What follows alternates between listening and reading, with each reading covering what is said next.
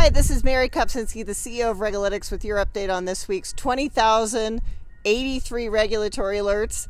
My son has President's Day off as well as the Lunar New Year, so we decided to chase some freshies at what I will confidently call the greatest ski resort in the world, Big Sky, Montana. There's nothing like a foot of fresh powder to give you perspective on federal rulemaking. The regulator of the week this week is the FTC. On its face, the alert that caught my eye looked really small, almost administrative. The FTC is revising one rule, withdrawing another, and removing a third from the Code of Federal Regulations. 3 rules rolled back. You could read that and say, okay, Trump-era deregulation, but that's not actually the full story. Each one of these rules was actually tied up in litigation, so let's walk through them. So rule number 1, the negative option rule, sometimes called the click-to-cancel rule. This rule governs subscription programs. Think auto-renewing memberships, free trials that convert into paid subscriptions, recurring subscription boxes, etc. Negative option means you are charged unless you affirmatively cancel. In 2024, the FTC significantly expanded this rule, and it required clear disclosures, express consent, and most notably, cancellation to be as easy as sign up. If you could click to subscribe, you had to be able to click to cancel. Industry groups challenged the rule in the 8th Circuit, and the court didn't even reach the full substance of the rule itself. Ooh, bombs. They're blasted and all that snow. Anyway, it focused instead on procedure. It found that the FTC had failed to conduct a required preliminary regulatory analysis under the FTC Act for rules with significant economic impact. In other words, the court said you didn't follow your own proper rulemaking steps. So what the FTC is doing now is reverting to the older pre-2024 version of the rule. So you still can't make it super hard to cancel, but it doesn't have to be, quote, as simple as signing up. Rule number 2, the CARS rule, which is the Combating Auto Retail Scams rule. This was aimed at auto dealerships.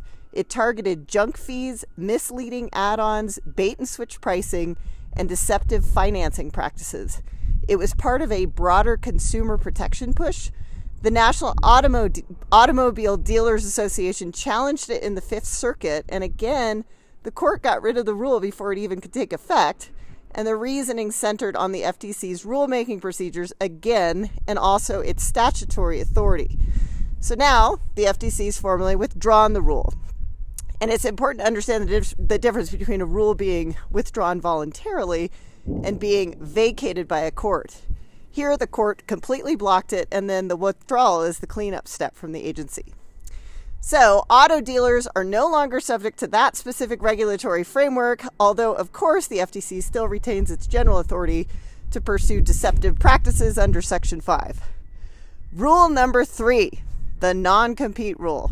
So this was the biggest one. I've been following it for a while, but in 2024, the FTC issued a sweeping rule that would have banned most non-compete agreements nationwide and required companies to notify workers that existing non-competes were unenforceable. Lots of lawsuits followed immediately, and the most consequential came from the Northern District of Texas, where the court issued a nationwide injunction blocking the rule. The judge held that the FTC likely lacked statutory authority to issue such a broad ban, and that the rule was arbitrary and capricious under the Administrative Procedure Act. The FTC actually appealed, and then after the political transition, the appeal was dropped.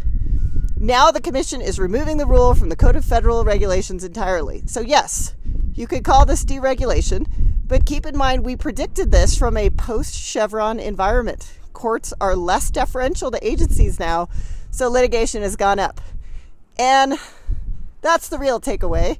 I could go on to the topic of the week, which is going to be the Save America Act on voting, but given that we just got a foot of fresh powder and I have my priorities straight, I'm going to save that one for next week. So that's it this week for RegAlytics. We have the global supply chain of the world's regulatory alerts in one very easy to use place. If you need a solution for anything related to regulation, give us a call.